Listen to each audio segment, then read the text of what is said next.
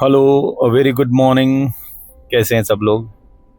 मैं आपका दोस्त, आपका होस्ट अनफिल्टर्ड आनंद में। तो जस्ट आज एक -7 वायरलेस माइक्रोफोन यूज़ कर रहा हूँ मैं। तो लेट्स ट्राई कैसी इसकी आउटपुट आता है। क्योंकि आप लोग बताइएगा किसी ने यूज़ किया हो तो।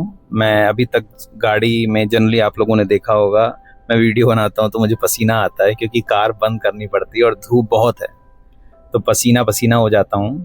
तो लेट्स ट्राई आज करते हैं कि आज अगर इसको बंद करके सुनते हैं तो मतलब गाड़ी चल रही है मेरी, एसी ऑन है, क्योंकि फ़ैन की स्पीड या फ़ैन की आवाज़ पीछे से आने लगती है कई बार। बाहर का तो रश नहीं आता। Let's use it. तो कैसे हैं सब लोग।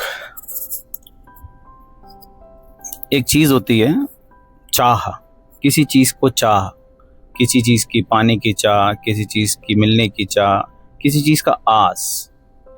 There is a two things, both are, देखा जाए तो टेक्निकली दूर दूर भी हैं, बट जब देखा जाए तो टेक्निकली कहीं ना कहीं पास है। किसी चीज़ की चाह होना या किसी चीज़ की आस लगाए बैठे होना। हम किसी चीज़ की आस लगाए बैठे हैं। आस लगाए बैठे होने का मतलब ये नहीं है कि आपको कहीं ना कहीं आस लगाए बैठा या इंसान तब होता है जब उसको कहीं ना कहीं दिखता है कि हाँ देयर इज समथिंग। ठीक है, कई बार हम सब आस लगाए बैठे हैं। कुछ लोग प्रभु से आस लगाए बैठे हैं, कुछ लोग अपनों से आस लगाए बैठे हैं, आस लगाए बैठे हैं।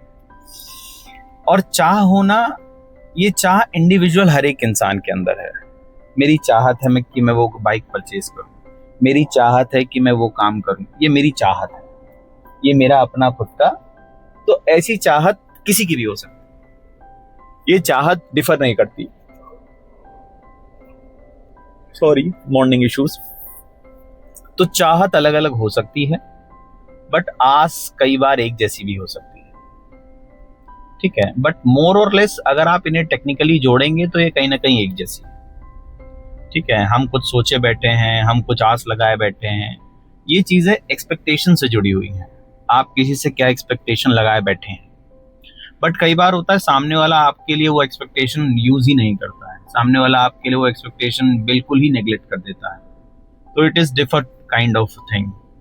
तो मैं आप लोगों से यही कहूंगा कि जितने कम आस होगी, जितने कम एक्सपेक्टेशन होंगी, उतना ज्यादा आप मेंटली आप खुश रहोगे।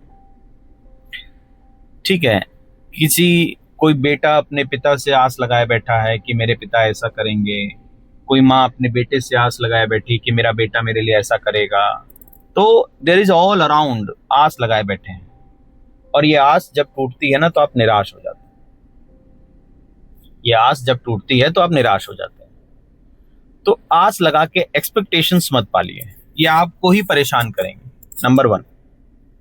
ठीक है, नेक्स्ट आती है आपके पास कि आपकी चाह क्या है। चाह होती है व्हाट यू नीड, और कितनी ईगरली आप उस चीज को चाहते हैं। ठीक है, कई बार होता है कि आप कोई चीज पाना चाहते हैं, कोई चीज आपकी चाहत है, आपको करना ही करना है, तो आप उसके लिए जान लगा देते हैं। ये आपकी चाह है। ठीक है, तो डिपेंड करता है कि आस और चाह का ये डिफरेंस आपको समझ आए। ये अलग अलग जरूर हो सकती है, बट टेक्निकली कई बार देखा जाए, यार चाहत भी तो तुम्हारी वही थी कि तुम्हारी चाह थी कि तुम्हारे पिता तुम्हारे लिए ये करें, कि माँ ने सोचा था मेरा बेटा मेरे लिए ये करेगा, ये चाह हो गई। बट यही चीज आस भी हो गई।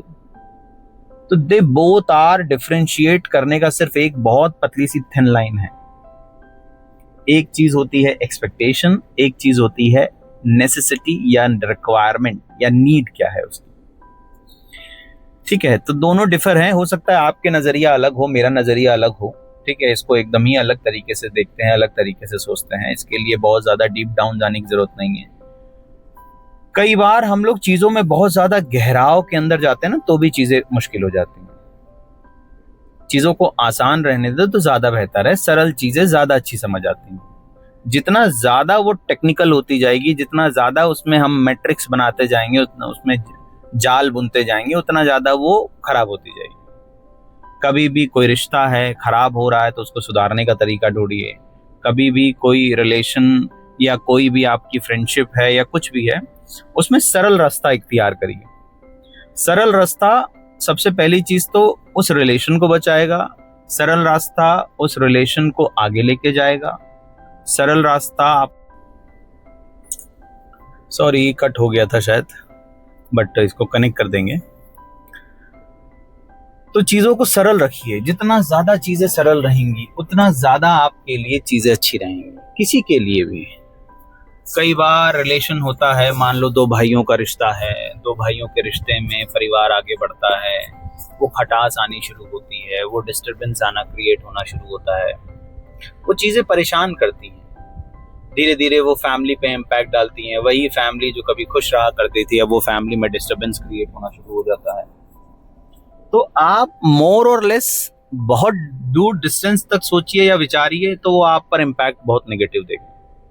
कोशिश यही करिए कि सरल रहिए।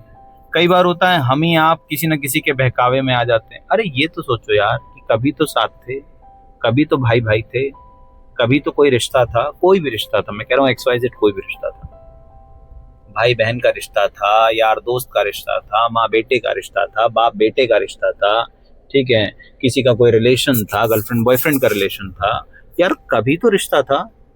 आपने अचानक से उसमें एकदम फेरबदल ला दिया, आप अचानक इतना बदल गए कि चीजें इतनी खराब हो गई, ये क्यों? सोचो कि भाई ये रिलेशन क्यों खराब हो गया इतना ज्यादा। जब आप साथ थे तब क्या रिलेशन खराब हुआ था? तब तो नहीं खराब था, तब तो बड़ी सारी आपने बातें की थी, बड़ी सारी चीजें की थी, चाहे वो भाई भाई क्यों ना हो, मिलके ये करेंगे, मिलके ये करेंगे, मिलके पूरा पूरे बड़ा काम करेंगे। सोचो ना, बाप बेटे ने कहा होगा एक दूसरे से, बेटा ये करेंगे, बेटा वो करेंगे। ये बदलाव क्यों आ जाता है? इस बदलाव का कारण क्या होता है? ये तो वही हो गया कि बदलती दुनिया है, जैसे हर पल चीजें बदलती हैं वैसे इंसान भी बदल जाता है। बट बदलाव है क्यों? सरल रहने में क्या दिक्कत है? झूठ बोल के फरेब करके मिलेगा क्या? कुछ नहीं मिलेगा। हम सब सिर्फ परेशान होंगे। दिमाग के कोने में वो चीज ना घड़ी की तरह किटर किटर किटर किटर किटर किटर किटर किटर चलती रहेगी हमेशा। ना आप उससे जस्टिफाई कर पाएंगे, ना वो आपसे जस्टिफाई कर पाएगा, कभी नहीं हो पाएगा। ज्यादातर घरों में रिश्ते या ज्यादातर जो रिश्ते खराब होते हैं, उन रिश्तों में जब शुरुआत तो बहुत गर्मा गर्मी से होती है, बहुत अच्छी चीजों से होती है, जब लास्ट में खत्म होता है तो बड़े खराब तरीके से खत्म होता है। उसका इम्पैक्ट जीवन भर रहता है, वो सालों साल। आपको हमेशा, कभी मान लो आप कभी जीवन के 10 साल 15 साल बीत जाएंगे तो आपको याद होगा ना, लोग कहेंगे फलाना किस्सा हुआ था तुम्हारे साथ, फलाने लोगों ने ये किया था। अरे हमेशा उन्होंने क्या देखा? उन्होंने देखी वो नेगेटिव साइड, और वही नेगेटिव साइड धीरे धीरे आप भी देखना शुरू कर दोगे। पॉजिटिव साइड आपने और उस सामने वाले इंसान ने देखी थी, उस भाई ने अपने भाई के लिए देखी थी। जब वो भाई अलग हो गए, जब वो गर्लफ्रेंड बॉयफ्रेंड अलग हो गए, उसके बाद वो स्थिति बची नहीं, तब तो चीजें खराब हो गई ना। तो कोशिश ये करिए कि बेटर रास्ता ढूंढा जाए, बेटर तरीका ढूंढा जाए, ताकि इसमें आपको हेल्प मिले, है ना। चलिए मिलते हैं। हरे कृष्णा, बाय बाय।